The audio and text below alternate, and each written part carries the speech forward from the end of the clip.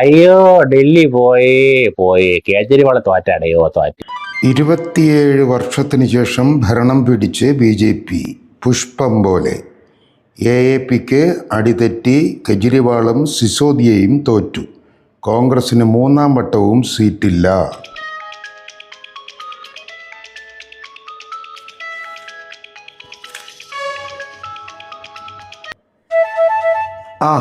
സുഭാഷേ പറ. അയ്യോ ഡൽഹി പോയി. അയ്യോ, സുരേഷ് ഗോപി തൃശ്ശൂർ എടുത്തോണ്ട് പോയതുപോലെ ഡൽഹി ആരെങ്കിലും പൊക്കിക്കൊണ്ട് പോയോ സുഭാഷേ? കേജ്രിവാൾ തോറ്റടയോ തോറ്റ്. വിജയവും തോൽവിയൊക്കെ ഇലക്ഷന് സർവ്വസാധാരണമാണല്ലോ. ഇപ്പൊ എന്തു പറ്റി? ഇന്ന് വൈകിട്ട് ചാനലുകളെല്ലാം ഫ്ലോറിൽ അടുപ്പൂട്ടി കാത്തിരിക്കുന്നു പൊങ്കാലയിടാൻ വേണ്ടി. അതൊന്നും വലിയ കാര്യമൊന്നും അല്ല. ഇന്നലെ BJPക്കാർ അവിടെ അടുപ്പ് കൂട്ടി പൊങ്കാലൊക്കെ ഇട്ടതായിട്ട് അറിഞ്ഞു.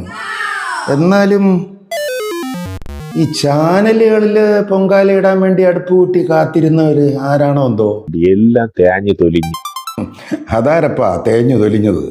അയ്യോ എന്തിനു ചെയ്യും. പിന്നെ വേറൊരു വിവരം ഇപ്പൊ കിട്ടിയാണ് AKG സെന്ററിൽ നിന്ന് വിളിച്ചിട്ട് പലരെയും കിട്ടുന്നില്ല. അത് കിട്ടാത്ത വേറൊന്നും അല്ല, ഇപ്പൊ ഈ ബഡ്ജറ്റൊക്കെ കഴിഞ്ഞല്ലേ, അതിന്റെ ക്ഷീണം കാണുമായിരിക്കും. എന്തിനാണിപ്പോ അങ്ങോട്ട് വിളിച്ചത്? വൈകിട്ട് ചർച്ചയ്ക്ക് പോവാൻ. അയ്യോ, ചർച്ച തൊഴിലാളികൾ ഒരുപാടുണ്ടല്ലോ, ആരെയും വിളിച്ചിട്ട് കിട്ടിയില്ലേ? പ്രധാനമായി ചിരിക്കുട്ടൻ ജയിക്ക്, അനിൽകുമാർ, അനിലെണ്ണ, അരുൺകുമാർ, അനിലെണ്ണ, ചിത്തരഞ്ജണ്ണ, AA റഹീം, പിന്നെ തിരുവനന്തപുരം നിശ്ചലാക്കി ഓർത്തുണ്ടല്ലേ ഇതൊരു ഇവന്മാരെ ഒന്നും വിളിച്ചിട്ടുണ്ടല്ലോ, എല്ലാം പരിധിക്ക് പുറത്താണെന്ന്. അയ്യോ സുഭാഷേ, ആർഷയെ മാത്രം വിളിക്കരുത്. പരിധിക്ക് പുറത്തല്ല, പുള്ളി പരിധിക്കകത്ത് തന്നെ ഉണ്ട്. പക്ഷേ പുള്ളി പരിധി വിട്ട് നിൽക്കുകയാണ്. എന്താണെന്നല്ലേ, തിരുവനന്തപുരം സ്തംഭിപ്പിക്കണം. അതൊരു മെയിൻ ഒരു അജണ്ടയായിട്ട് കൊണ്ട് നടക്കുകയാണ്. അതുകൊണ്ട് ആർഷയെ ഇപ്പം വിളിക്കരുത്, സ്തംഭിച്ചോട്ടെ, അത് കഴിഞ്ഞിട്ട് വിളിക്കാം കേട്ടോ. വേറെ എന്തിനാണ് വല്ല കുറ്റിക്കാട്ടിൽ ഫോണടച്ചിട്ട് ഏതാ കുറ്റിക്കാട്ടിൽ പോയി ഒളിച്ചിരിക്കുന്നു പാവം. അത് വിട്. അങ്ങനെ കുറ്റിക്കാട്ടിൽ ഒളിച്ചിരിക്കാൻ ഇതൊരുമാതിരി കണാവണ പാർട്ടിയൊന്നും അല്ല. ചോരച്ചാലുകൾ നീന്തിക്കയറി വന്ന പാർട്ടിയാണ്. വേറെ വല്ലതും പറയാനുണ്ടോ? അല്ലാതെ ചാനലിലൊക്കെ വന്നിരുന്ന നിരീക്ഷകന്മാരിലെ കൂടെ പശയാകൂലേ പശ. ഒരു പശയാവൂല എൻ്റെ പൊന്ന് സുഭാഷേ.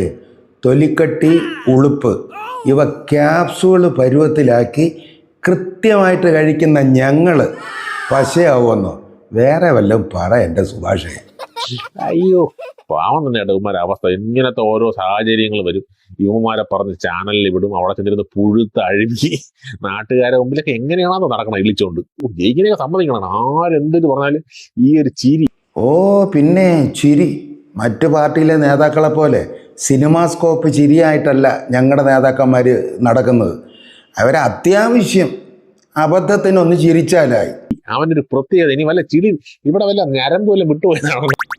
ഞരമ്പ ആയിരിക്കൂ.